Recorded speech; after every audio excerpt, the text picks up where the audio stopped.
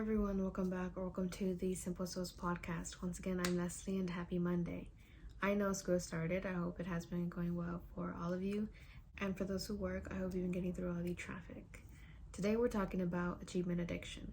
Ever since middle school, I've had this urge of needing to accomplish as many things as I can and honestly wanting these accomplishments as my one form of relief in knowing that things will turn out okay. Processing everything that's happened to me recently, for example, has been difficult in various ways, but mainly in how I let my ego take over because I needed closure. I became addicted to needing an achievement every once in a while just to prove myself and remind myself about the things I once had under control. I've almost always carried the mindset of having to do everything I could to reach generous life for a while now. I learned to have high expectations and standards, not only for others who want to be in my life, but primarily for myself. Two very hardworking Hispanic parents raised me, and I knew what they meant the first time they said, I need to do whatever possible to make sure I end up happy and secure in life.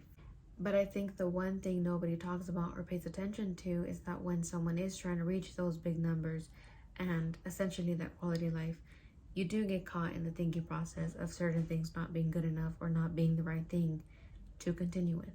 This is where I had a lot of trouble accepting those little accomplishments or when I didn't earn any achievements, because it was my way of knowing that I am worthy and capable of reaching that life. And apart from academics too, there are a lot of expectations put on people based on age, capabilities, to how they would impact society. And I say that because for a while now, it's been hard to get opinions across without worrying about how quick words can be taken. And it builds so much pressure that makes people feel the need to be aware all the time and make sure that all the right characteristics or perspectives are showing. However, when you keep treating your life like a test and trying to get every answer right, you're not allowing yourself to be in the moment.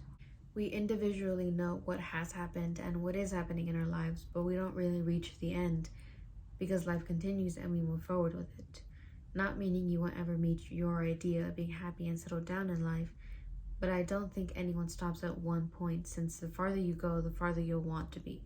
And my point is that it feels good and reassuring to be awarded verbally or physically, but long term, depending on this type of acceptance, this is where achievement addiction forms and sets you into this loop of having to try again every time the person that you depend on doesn't acknowledge it, or whenever you're not happy with your outcome since you've been getting used to one path.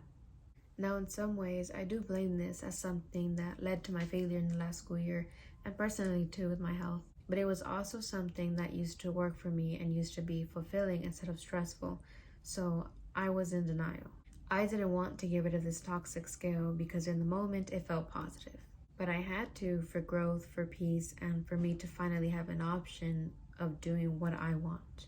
Through this whole thing, I've noticed that it really does take a lot for someone to step down from something that they've been doing consecutively and happily, but it takes a lot more for someone to simply accept their truth.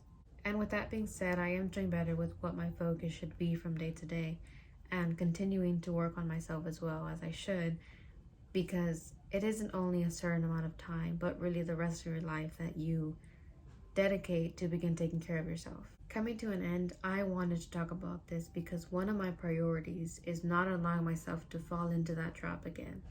And secondly, because I know that some of you have certain emotions when it comes to acceptance and fulfilling expectations. The biggest advice that I can give you is actually a quote I've heard recently, and it says,